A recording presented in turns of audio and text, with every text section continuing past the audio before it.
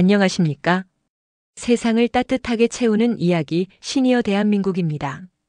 오늘은 하버드에서 울려 퍼진 한국은 세계의 중심이다라는 놀라운 이야기 함께 들어보시죠. 하버드 대학교 케네디 스쿨 국제정치학 세미나실. 높은 천장과 고풍스러운 목재 책상들 사이로 오후 햇살이 들어왔습니다. 강의실 앞 스크린엔 세계 지도가 펼쳐져 있었습니다. 알렉산드로 마르케즈 교수가 교탁 앞에 섰습니다. 35살의 스페인 출신 국제정치학 연구원. 하버드 교환 교수로 이곳에 온 지 6개월째였습니다. 그는 학생들을 바라보며 질문을 던졌습니다. 세계의 중심은 어디일까요? 학생들은 저마다 대답했습니다. 워싱턴, 브뤼셀, 베이징. 알렉산드로는 고개를 끄덕이며 지도의 각 지점을 가리켰습니다. 맞습니다. 이 도시들이 세계를 움직이죠. 하지만 중심이란 고정된 게 아닙니다. 시대에 따라 변합니다. 그는 지도 위의 동아시아를 가리켰습니다. 중국의 거대한 영토, 일본의 섬나라, 그리고 그 사이 작은 반도. 한국. 알렉산드로에게 한국은 단지 중국과 일본 사이의 작은 나라일 뿐이었습니다. 지정학적으로 중요하지만 세계의 중심은 아니었습니다.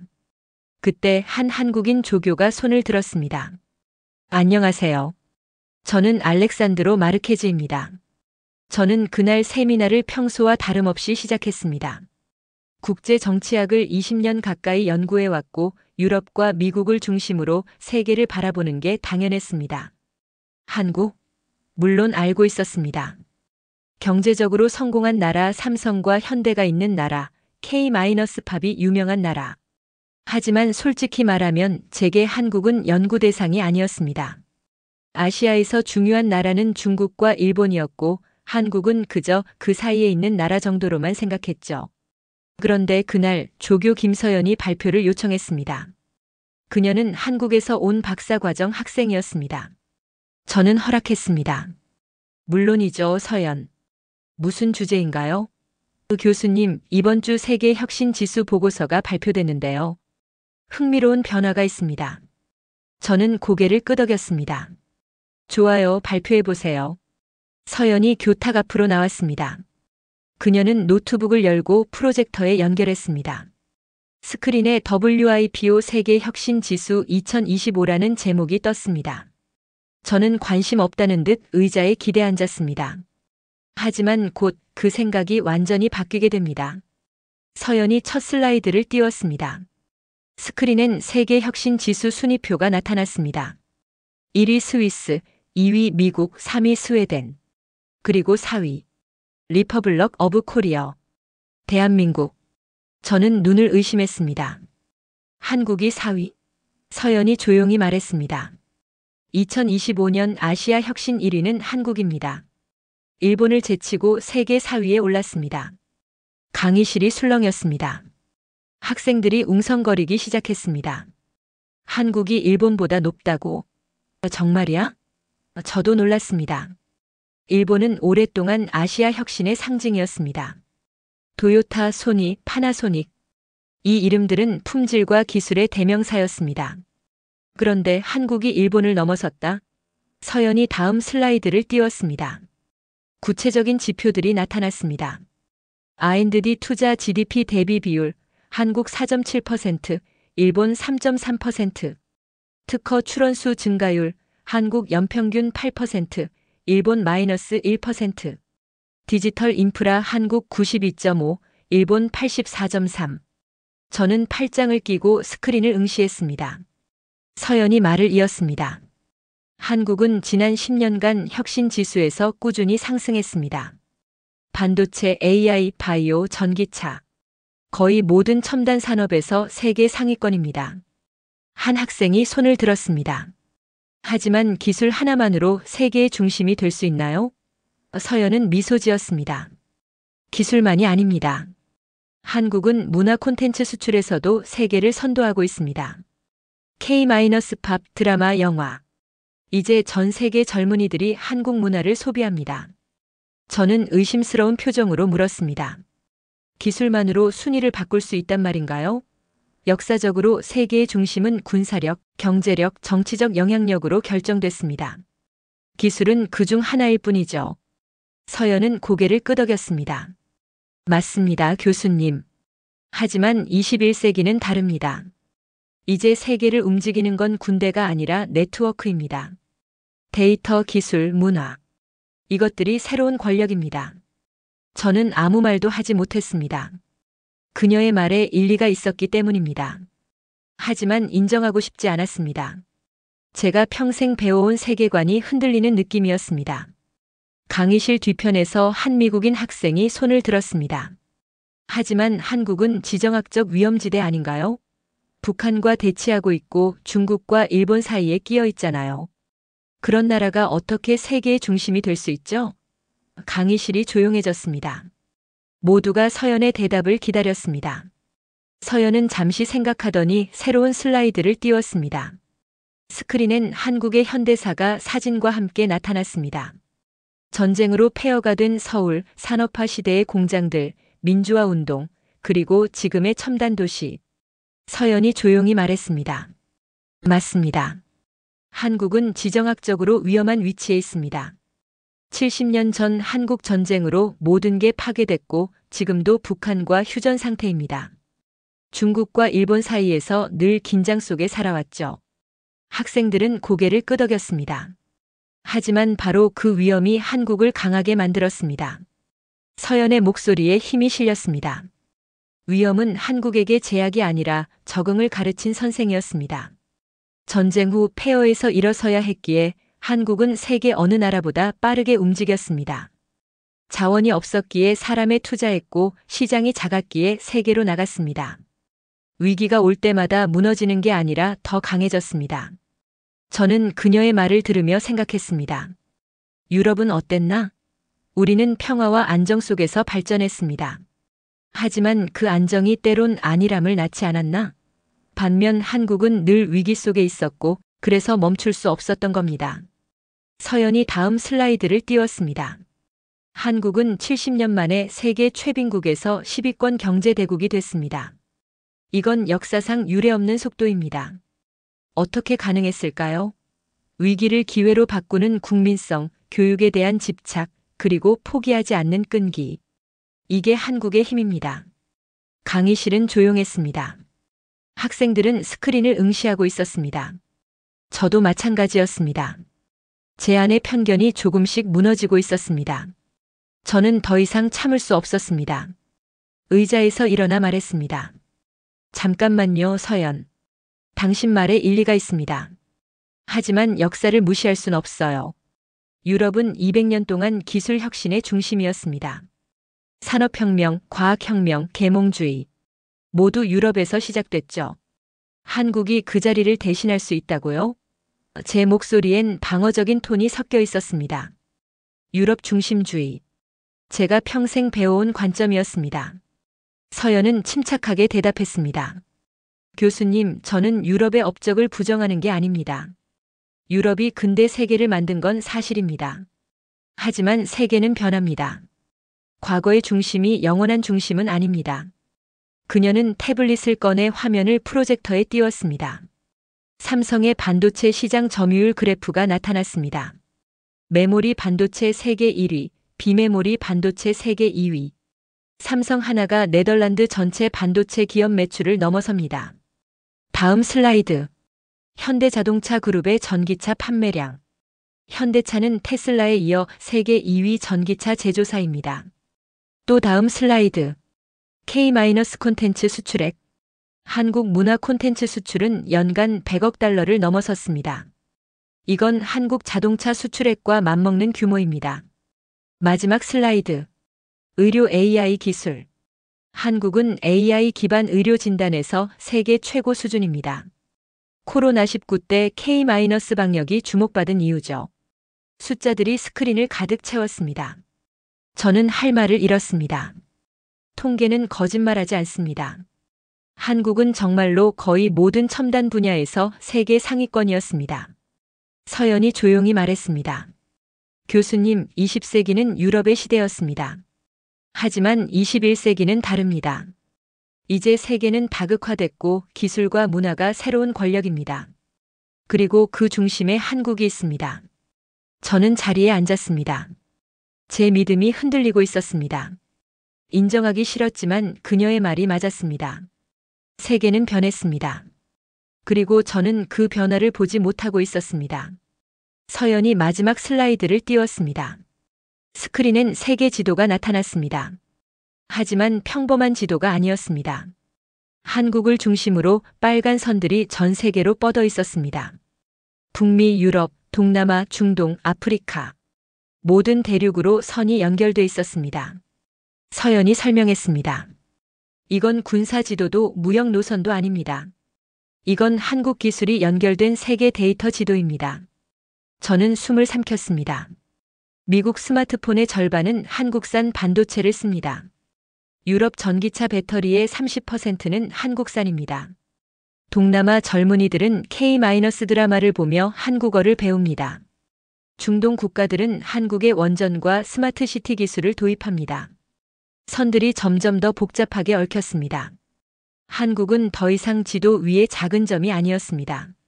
세계를 연결하는 하나의 네트워크 허브였습니다. 서연이 말을 이었습니다.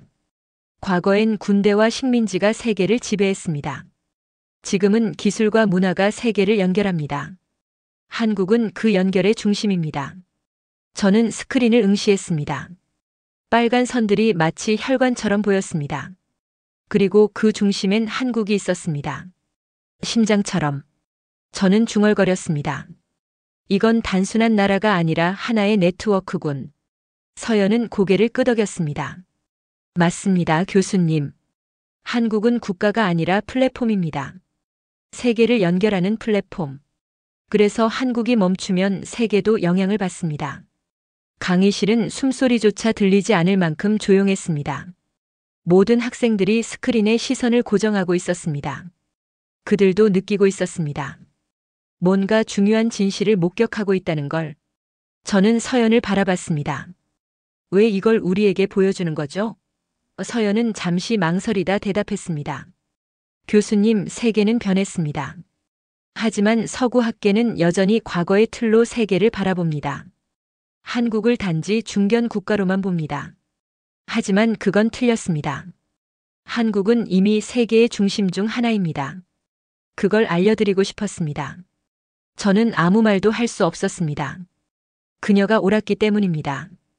그날 밤 저는 호텔방에서 잠을 이룰 수 없었습니다. 서연의 발표가 머릿속을 계속 맴돌았습니다. 저는 노트북을 열고 한국에 대해 검색하기 시작했습니다. 한국의 경제사. 1950년대 한국 전쟁 직후. 1인당 GDP 67달러. 세계 최빈국 중 하나였습니다. 하지만 2025년 현재 1인당 GDP 3만 5천 달러. 세계 10위권 경제대국. 70년 만에 500배 이상 성장했습니다. 어떻게 가능했을까? 저는 계속 자료를 찾아봤습니다. 박정희 시대의 경제개발 5개년 계획. 수출주도 전략. 중화학공업 육성. 그리고 교육에 대한 집착적인 투자. 80년대 민주화 운동. 경제 성장과 정치 발전을 동시에 이뤄낸 나라. 90년대 IMF 외환위기.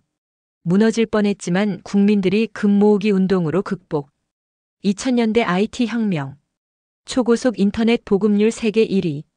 2010년대 K-컬처 붐. 전 세계를 사로잡은 한국 문화. 저는 화면을 응시하며 생각했습니다. 이건 기적이 아니었습니다. 이건 의지였습니다. 한국 사람들의 끈질긴 의지. 포기하지 않는 집념.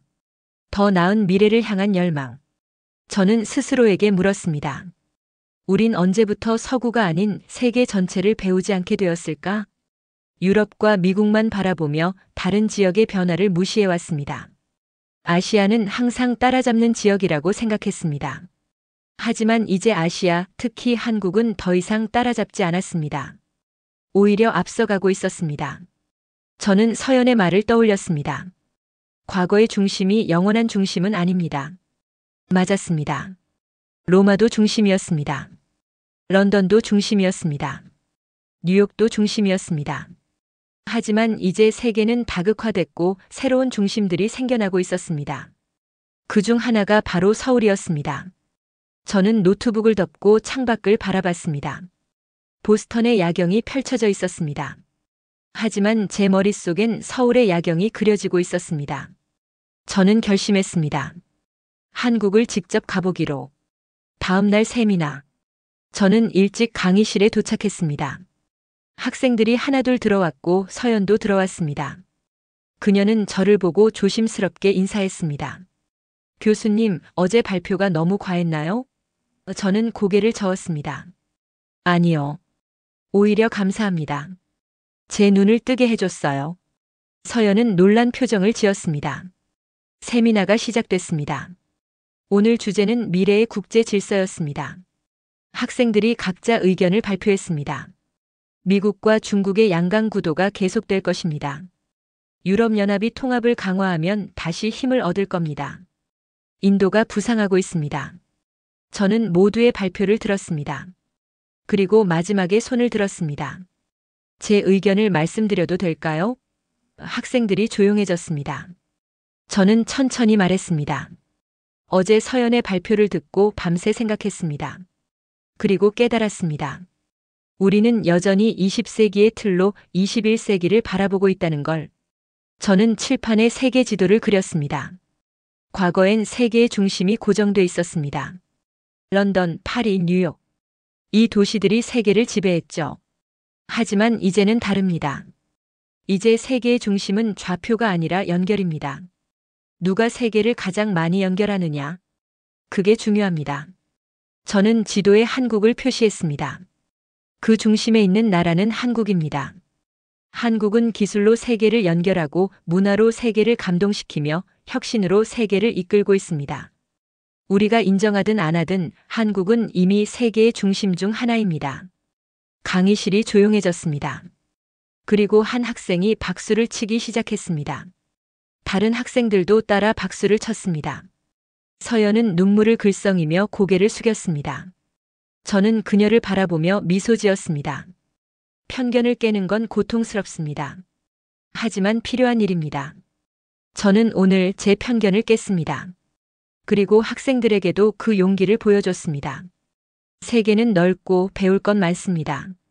서구만 바라볼 게 아니라 세계 전체를 봐야 합니다. 몇 달 후, 저는 서울에 있었습니다. 하버드에서 연구 휴가를 얻어 한 달간 한국을 방문했습니다. 인천공항에 도착했을 때부터 놀라움의 연속이었습니다. 공항은 깨끗하고 효율적이었으며 모든 게 자동화돼 있었습니다. 지하철을 타고 서울 시내로 들어갔습니다. 빠르고 정확하고 편리했습니다. 거리를 걸으며 관찰했습니다. 사람들은 빠르게 움직였고 카페마다 노트북을 든 젊은이들로 가득했습니다. 밤이 되자 서울은 빛으로 물들었습니다. 한강변에서 야경을 바라봤습니다. 고층 빌딩들이 하늘을 찌를 듯 솟아 있었고 다리마다 조명이 반짝였습니다. 저는 노트에 적었습니다.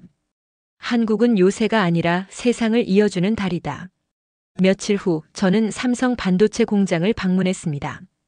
최첨단 시설, 젊은 엔지니어들, 그리고 끊임없는 혁신. 판교 테크노밸리에서 스타트업들을 만났습니다. 20대 청년들이 세계를 상대로 도전하고 있었습니다. 저는 확신했습니다. 한국은 정말로 세계의 중심 중 하나라는 걸. 서울로 돌아와 호텔방에서 논문을 쓰기 시작했습니다. 제목은 한국 세계 네트워크의 심장이었습니다. 저는 서문에 이렇게 썼습니다. 한국은 요새가 아니라 세상을 이어주는 달이다. 작지만 강한 나라, 지리의 한계를 기술로 넘어선 대한민국. 20세기가 서구의 시대였다면 21세기는 연결의 시대다. 그 연결의 중심에 한국이 있다.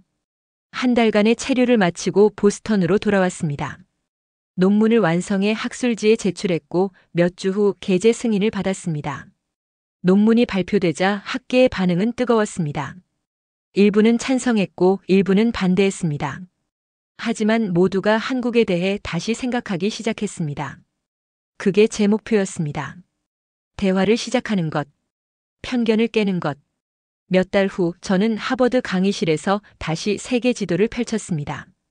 하지만 이번엔 달랐습니다. 저는 한국을 가리키며 말했습니다. 여러분, 세계의 중심은 고정돼 있지 않습니다. 변화합니다. 그리고 지금 우리는 그 변화를 목격하고 있습니다. 한국이라는 나라가 어떻게 폐허에서 일어나 세계의 중심 중 하나가 됐는지, 이건 단순한 경제 성장 이야기가 아닙니다. 이건 의지, 혁신, 그리고 포기하지 않는 정신의 이야기입니다. 학생들은 집중해서 들었습니다. 그 중엔 서연도 있었습니다. 그녀는 미소 지으며 고개를 끄덕였습니다. 강의가 끝난 후 서연이 제게 다가왔습니다. 교수님 변하셨어요. 저는 웃으며 대답했습니다. 당신 덕분이죠. 제 눈을 뜨게 해줘서 고마워요. 아니에요. 교수님이 열린 마음을 가지셨기 때문이에요. 저는 창밖을 바라봤습니다. 하버드 캠퍼스의 가을 풍경이 펼쳐져 있었습니다. 하지만 제 마음은 이미 다시 서울을 향하고 있었습니다. 언젠가 다시 가야겠다고 생각했습니다. 작지만 강한 나라. 지리의 한계를 기술로 넘어선 대한민국. 70년 전 이 땅은 폐허였습니다. 하지만 사람들은 포기하지 않았습니다. 그들은 일어섰고 배웠고 도전했습니다. 그리고 오늘 세계는 한국을 주목합니다. 기술의 중심, 문화의 중심, 혁신의 중심. 오늘도 세상은 한국을 중심으로 움직이고 있습니다. 오늘 이야기가 마음에 와닿으셨다면 채널을 구독하시고 앞으로도 함께 따뜻한 이야기 이어가 주세요. 오늘도 좋은 하루 되시고 지금까지 시니어 대한민국이었습니다. 감사합니다.